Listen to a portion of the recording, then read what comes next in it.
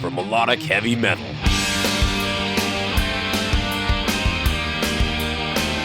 Playing it heavier, louder,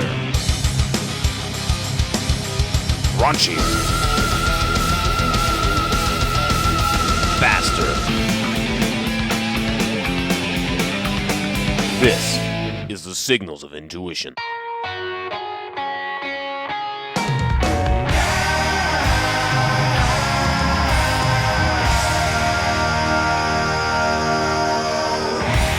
There's brand new Enuff ZNuff right there, the lead-off single, Fatal Distraction for their new album. You're listening to the Signals of Intuition, your home for melodic hard rock and heavy metal. And tonight on the show, we have the bass player and singer for that band, Mr. Chip ZNuff.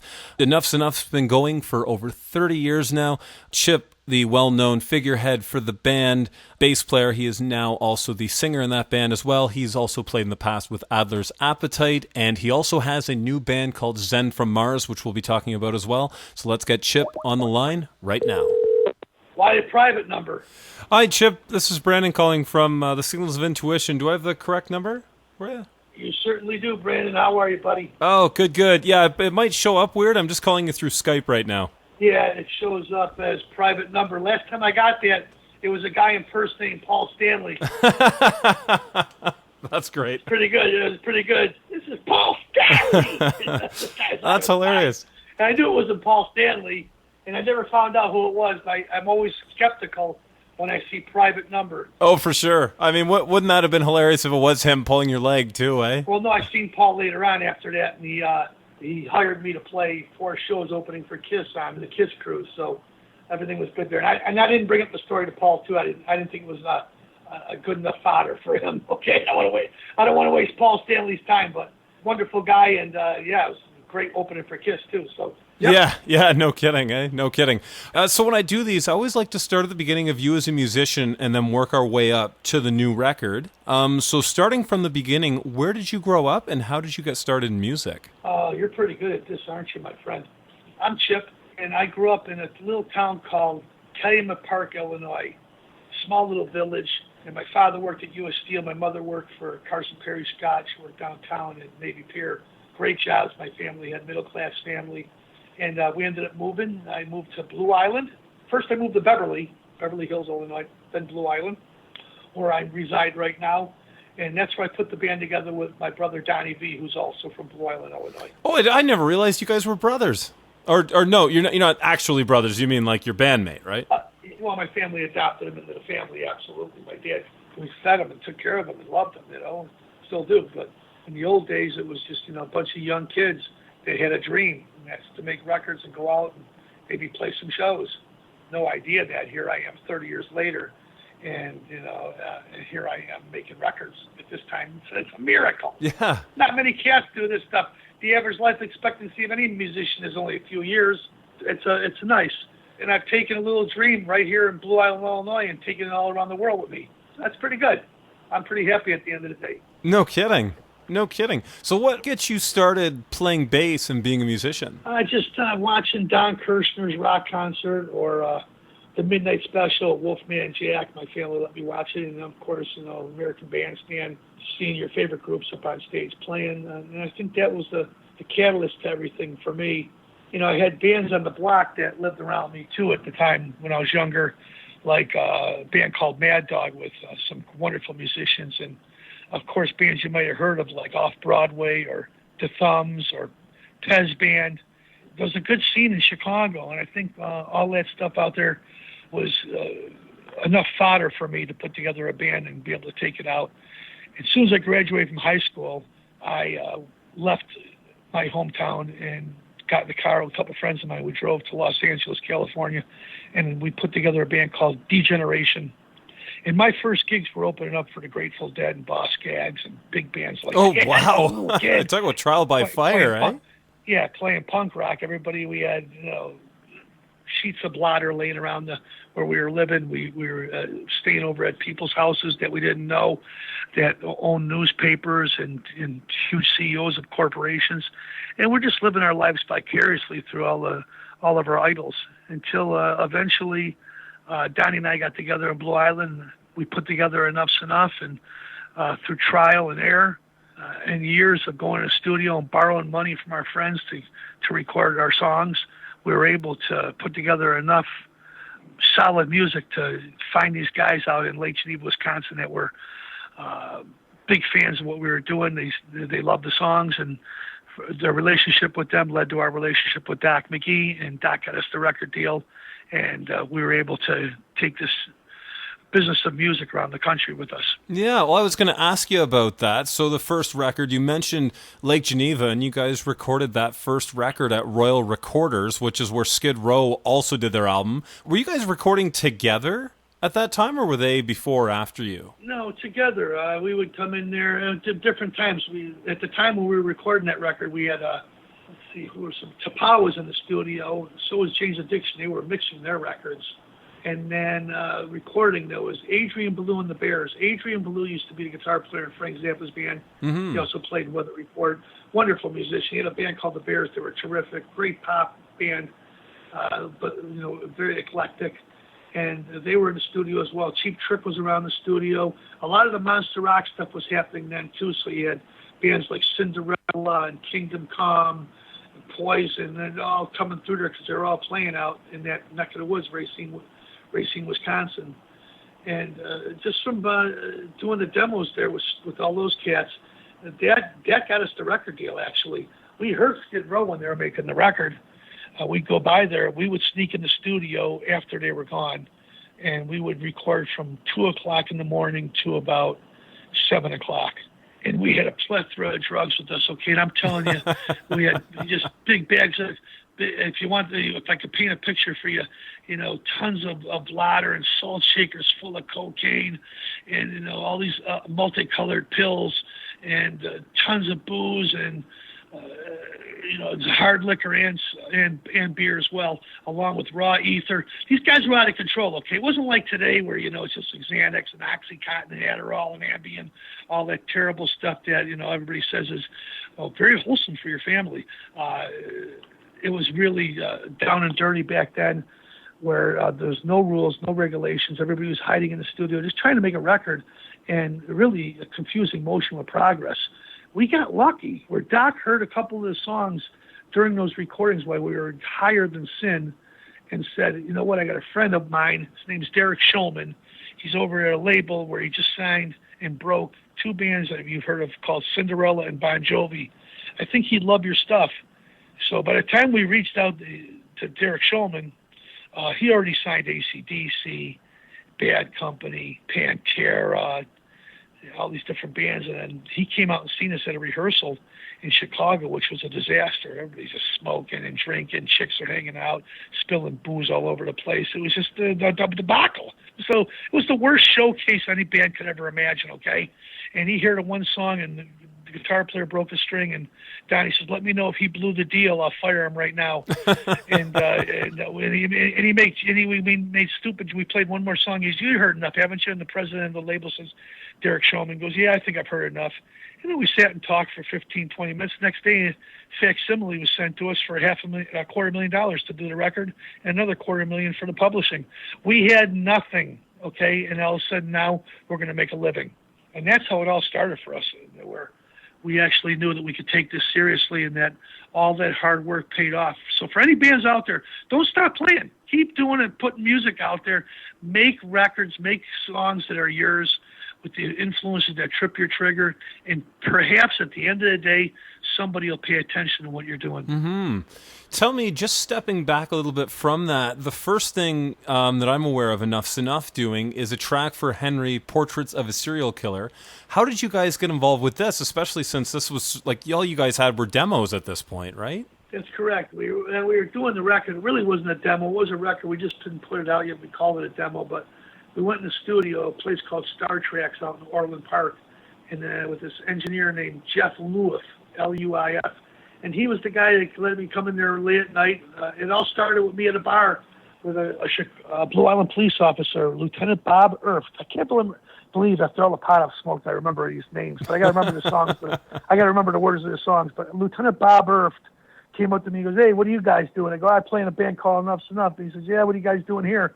I go, just trying to figure out how we can get a little budget together so we can go in the studio and record an album.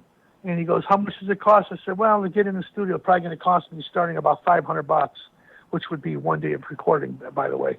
And the guy goes, oh, really? Well, yeah, listen, guys, good talking to you, good luck. And he split. And an hour later, he showed up there and slammed $500 in front of me with his cop outfit on and everything. And says, here, get in the studio. Wow. I haven't talked to the guy since this day, okay, by the way. I went to the payphone and called Star Trek's recording studio. Jeff Loof answered. I said, hey, my name's Chip. I got a band called Enuff Snuff with my brother Donnie, and we want to come in the studio and record some stuff. And he says, when do you want to come in? I said, right now. This is 1 o'clock in the morning, 2 o'clock in the morning. He says, well, as a matter of fact, I just got done tweaking the drums. Come on over.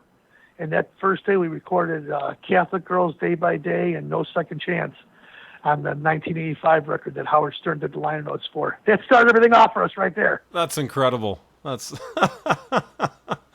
unbelievable.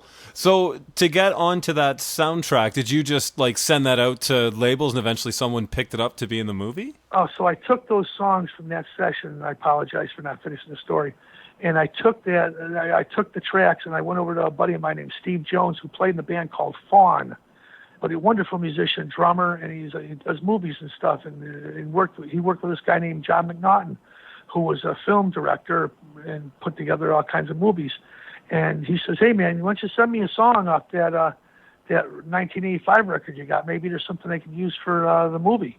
So I sent it out to him, and lo and behold, he calls the next day. He goes, hey, John loves it. We're going to use Fingers on it. I go, yeah, can you send me the scene? He goes, I can't send you anything, but when it's done, I'll let you know. And a perfect scene where Michael Rooker, the actor, just finished his murder.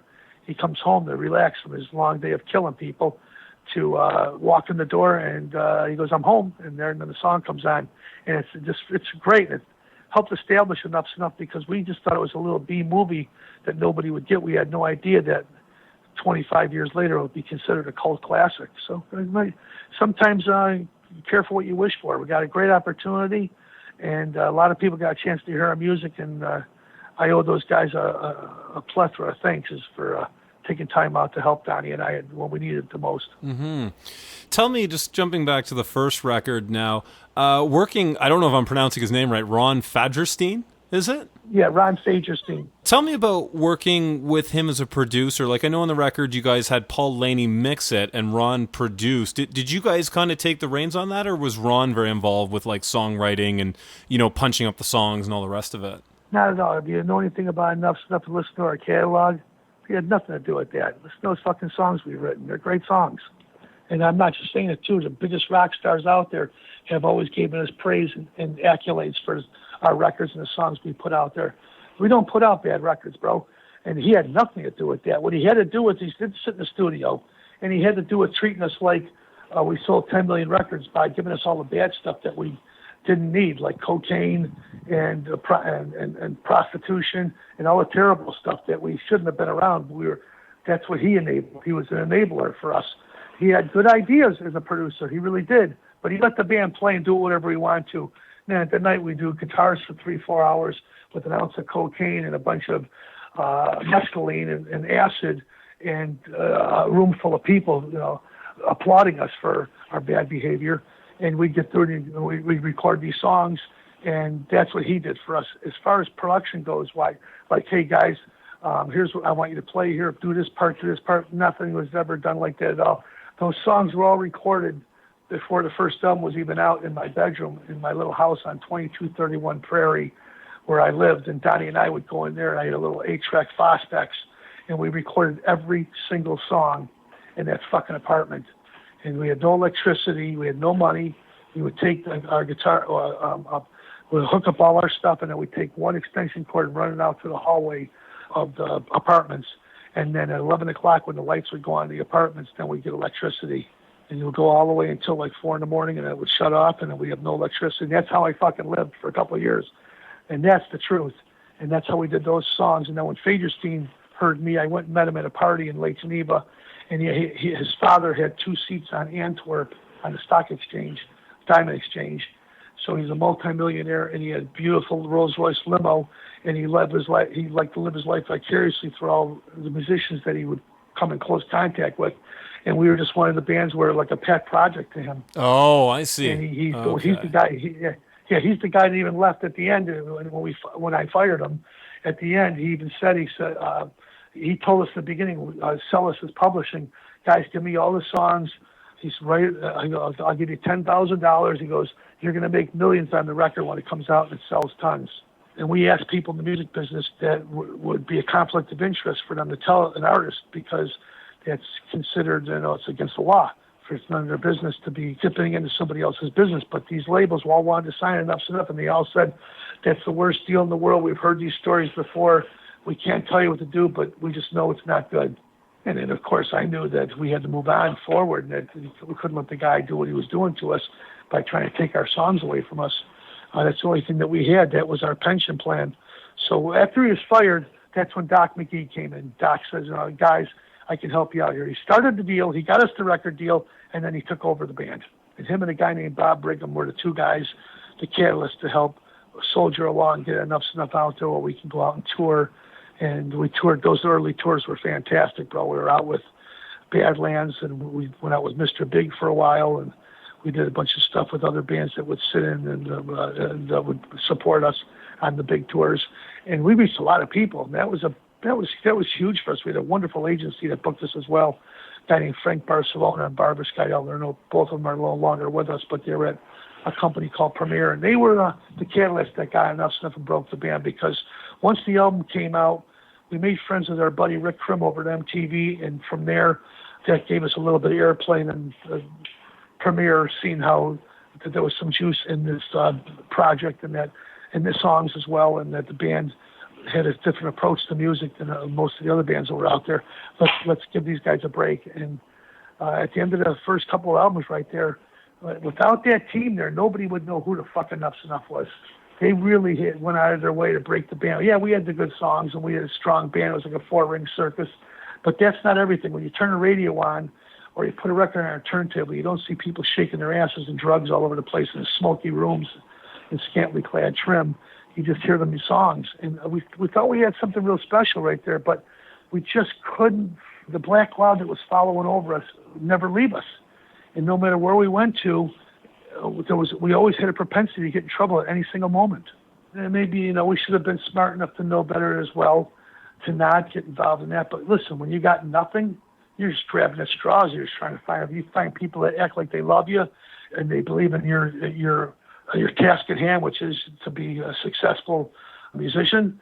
And they promise you everything in the world. You're going to do things that you normally wouldn't do when you're not so clouded and your memory's not so full of smoke.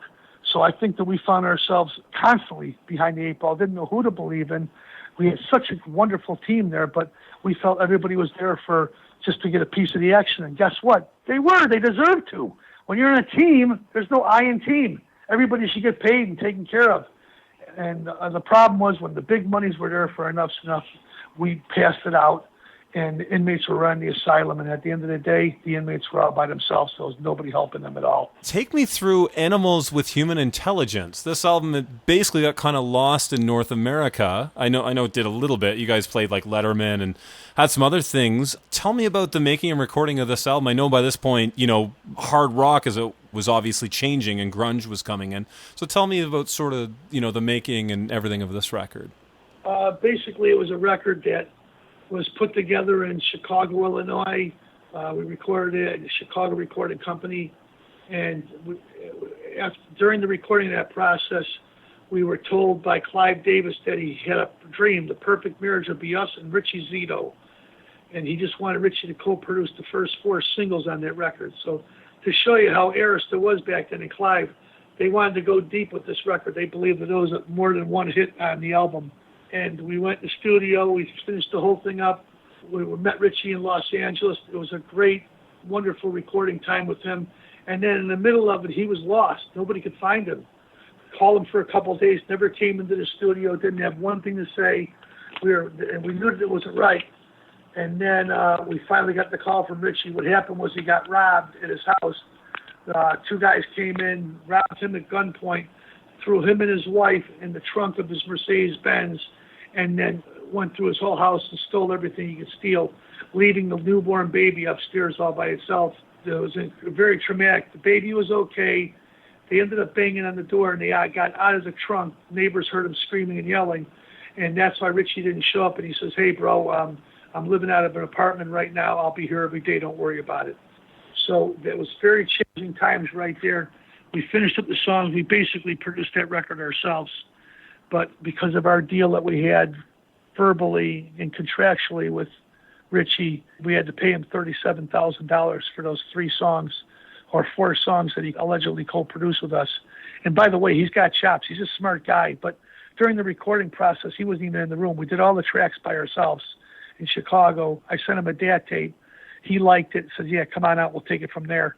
So when we were doing lead guitars, I had guys like Dweezil Zappa in the studio and guys in Cheap Trick come over to visit us, and Alice in Chains, all these cool bands would come by at the studio. Richie couldn't take it. The music was too loud. There was a lot of partying going on, smoking like we were at a chimney, like at a Cheech and Chong show.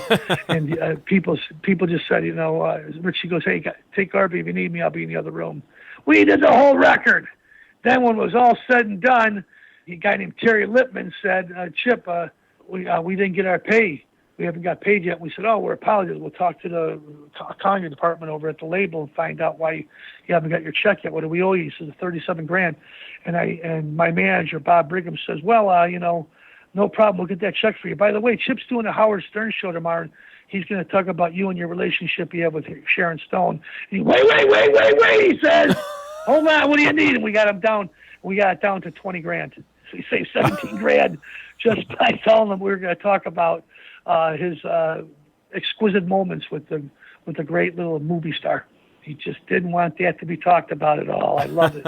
Anyway, we finished that record, and that's when the whole change of the guard was happening. Pearl Jam, Soundgarden, Alice in Chains, Nirvana, Mudhoney, all that stuff was out there. It was just a different face in the world. People weren't dressing like rock stars, and they weren't as crazy and wild as we were.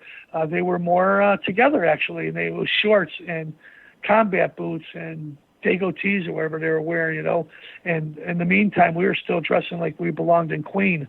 And that was a problem right there because we have an image and we didn't want to be disrespectful to that image. We always admired our own strut, and we just found ourselves behind the 8 ball right there. That record came out, sold 250,000 units, and it was considered a failure. And as far as I'm concerned, failure is not in my vocabulary. Perhaps it means get it right the next time. And if you sold 250,000 records right now, you're massive. You're a huge star. Oh, exactly. It's funny how much the goalposts have been moved in the last 20, 25 years. It's absolutely crazy. Make sure you use that. Pretend I said it. It's crazy how the goalposts have been changed in the last 10, 20 years. That's Chip's Enuff talking right there. Yeah. No doubt, eh? No doubt. Yeah, that's funny to think about that, like you say, to where you're selling 250,000, which it doesn't matter who the band is. Like, I mean, maybe if you're AC/DC, that's kind of a disappointment. Yeah. But it's like for almost anyone else on the planet, 250,000 is still very, very respectable numbers. Oh, yeah. You know? Jellyfish would have sold that. Imagine how big they would have been. That's a great band right there. Jellyfish, incredible. What about Dan Reed Network? Those bands, Yeah. Oh, great. they should have sold more records. Okay, a lot of groups out there that that slipped through the cracks that should have been huge. I can't think off the top of my head, but there's some really good groups from a long time ago that I really hailed beyond belief that just didn't get the breaks because of the day and age and what was happening, and people were confused emotional progress. Well, how did Animals with Human Intelligence do in North America? Because what I've read is it did really well overseas in Japan and Europe and all that, and didn't really do much over here. Is that true? I don't think that's true. I think they did good. We went on tour with Dee Snider when that record came out. We did a bunch of shows together, and we'd open and play with everybody from Warren to Sammy Hagar. We took every show there was. We never stopped. So I'm not so sure. I think it was just a change to the guard in the music business, and then Arista, after so many months, just seen that there was not a lot of gas in the tank, and there were other projects they had to do, like Kenny G and Whitney Houston, the big ones, and we just got pushed to the wayside. Mm-hmm. And that's the Tell truth. me, just because I know we're quickly running out of time, tell me, you've worked with Adler's Appetite for several years. Tell me about working with Steven and the band. How did you come to join him? Well, I was friends with Steven in the early days. I knew who he was, and he knew who I was, and I heard he was a big fan of the band, but we didn't hang out together until 2003. I was playing in Las Vegas at some place, And I walked outside at the end of the show, and his brother, Jamie Adler, was out there. His brother books a bunch of different bands, and I think he's a booking agent more than he's a manager, but I could be wrong.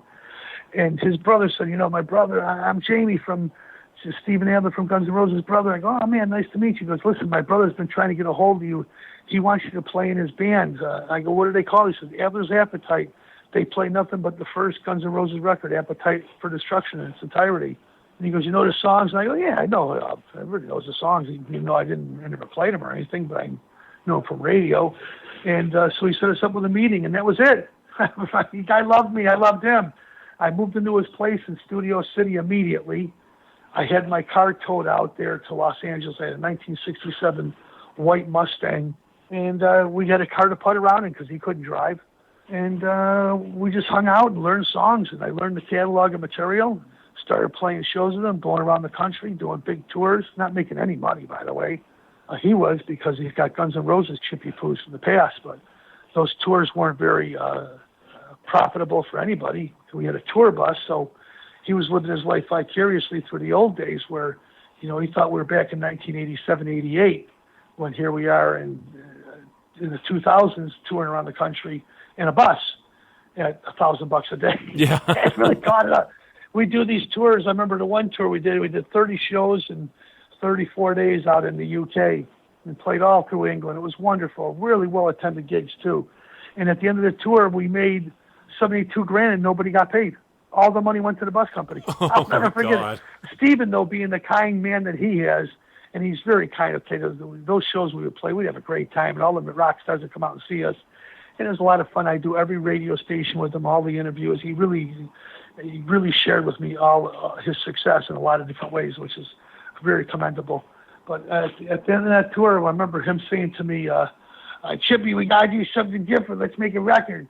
And then we ended up going in the studio to do a whole album, and we stopped within 4 songs. We never went any farther because his brother had demands and thought that Stevie should be surrounded with guys that are much younger than he is. And basically, he fired the whole band, and that was it. Oh, jeez. Yeah. And a great EP, though, that Adler's Appetite EP, if you get a chance to check it out. It's really good. Mm-hmm. Anthony Fox, who does all the Aerosmith, he did all the stuff for Steven Tyler's solo record. He's the engineer on it. And a producer named Fred Curry. Remember him? Drummer from Cinderella. Wonderful guy. Oh, of course, yeah. And Arcade. Yeah, he's a great producer. Let me tell you right now. He came in there and he shaped those songs up.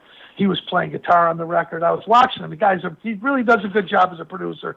I work with a lot of heavyweights in my lifetime, so I know when I see a guy and he does a great job. And Fred Curry is a great record producer. He really is. And that was the last thing that we did at the end. Steven ended up taking a break from the business, and then he got a band back together. He's got a band right now. It's just called Adler. And the only guy that was left in there was Michael Thomas. He did keep him from Faster Pussycat. And he's out there doing really well. And he seems to be, right now, obviously, he's sequestered in his house right now, petting 4 doggies, watching American Dad. And what's the other one he likes? Yeah, he loves South Park, too, beyond belief. So, and American Dad, he loves that as well. So I'm sure he's doing good. He sent me a text the other day saying that he hopes I'm doing good and congratulations on the new record. But those are great moments nobody can take away from me. Best one out of all of them, 20th anniversary for Guns N' Roses. We're playing the Key Club. Who shows up? Slash. Then Duff shows up. Izzy shows up. You got Steven over there playing. We got the band up on stage. I'm playing bass with them guys. Some good moments right there. That's so cool to be playing the band's album who happened to walk into the club. That's got to be the most surreal experience on the planet. Yeah, it was the 20th anniversary for Guns N' Roses' Appetite for Destruction. So the day before, Duff and Izzy came by the studio where we were recording, and we did rehearsals there. I was showing them the chords, bro. Going, no, it goes to G right here. You sure, Chip? I go, yeah, bro, I've been playing for the last couple of years. I know it really good. I was re-showing them their songs. Great musicians, by the way. Guys, great. The first thing Duff did was he picked up a guitar and we did It's So Easy. That was the first song during rehearsal. And then, of course, we played, Paradise City was in the set, and My Michelle, and Welcome to the Jungle. So those cats, they got a swagger about them that's like nobody else. Very special playing with those cats. Oh, for sure. All right, since we're quickly running out of time, tell me about this new record, Generation Brainwashed. You guys have a ton of guest musicians. You know, you got Mike Portnoy on drums. My favorite credit I think I've ever read in my life, Ace Frehley playing the inaudible lead guitar, which I thought is just great. Not bad. Yeah, well, I'm very good when it comes to transparency. I tell the truth. It comes out on July 10th on the Great Frontiers label.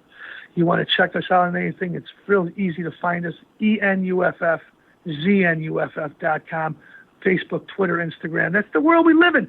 In the old days, it was nothing like that. I'm driving around in a town car smoking a big fat joint, getting ready to do Howard Stern's show, and you just talk about your promiscuity and all the little things that you went through in life, how great the road is, and the wonderful things that you've got a chance to accomplish. And nowadays, you're vilified beyond belief. You say anything bad about anything that has to do with drugs, and I'm sick of walking around with handcuffs. I love women. They're our superiors, and I love drugs because they help the world go round. That's great. Great words to live by. I love it. Chip, hey, question for you. For years, I used to listen to you on the Monsters of Rock on WRAF. I take it that's now canceled because I haven't heard it in some time. Is the show still going? The show is still going, but we focus our attention. If you want to listen to me, I'm on Dash Radio every day, 6 days a week. Not every day, but Monday through Friday from 10 to 2 and Saturday from noon to 4 on the Monsters of Rock. DashRadio.com. Download the app, bro. It's free. We have 16 million subscribers. Kylie Jenner, Snoop Dogg, Be Real, Arianthi, Rudy Sarzo, they're all at their own shows on there. And it's massive. And if you love hard rock and heavy metal and alternative, check out that station because it wins every single day. Monsters of Rock. Dash Radio Network. That's fantastic. Tell me about your other band, Zen from Mars. I know you do, it's sort of like a super group, right? You've got Mike from Fear Factory. Tell me about this group. You know, I know you guys have a couple songs. Is the plan for it to move forward, or is it kind of done now? Yeah, I hear that the Zen from Mars record is going to come out, and it's going to be on the bass player from Megadeth. He's got a little... what are they called? I forgot the name of the label, but... I think it's Combat, isn't it? Yeah, he's got a label along with a guy named Tom Hazard, and those two have their own record company together, and it's going to be on that label. When it comes out, I don't know anything about that. I know the players that are on there. You got wonderful guys from all these different bands, Bang Tango and Kick Tracy, Fear Factory, Enuff's Enuff, and I think there's even one of the guys from... Flip. Remember Flip? They were a great band. Oh, yep. Yeah, so you got, it's like a little baby super group. They've talked about doing shows, but I can't tell you anything except we recorded the album and we shot a couple of videos, and that's all I know up to this point right now. Last I've heard is the whole record's mixed and ready to go. Who did you guys have mix it? I can't say, but guess what? Super heavyweight beyond belief that's mixing the record. And I'm told I can't talk about anything yet, so I don't really mention it, except that there's a band called Zen from Mars. There's a website. All these players are in the band. Will they go out and tour? That remains to be seen. All right, I'm gonna go. I'm gonna go take this interview now. They're calling me. Okay, sounds good. All right, Chip. Well, I want to thank you so much for doing it. Great talking with you. You best interview you've done. This one. Oh, this one's the best one for me. Well, thank you. Thank you so much. I appreciate that. Thank you so much, Chip. I'll let you get to the next one. Be safe, bro. All right. Take it easy. Yeah. Have a good one.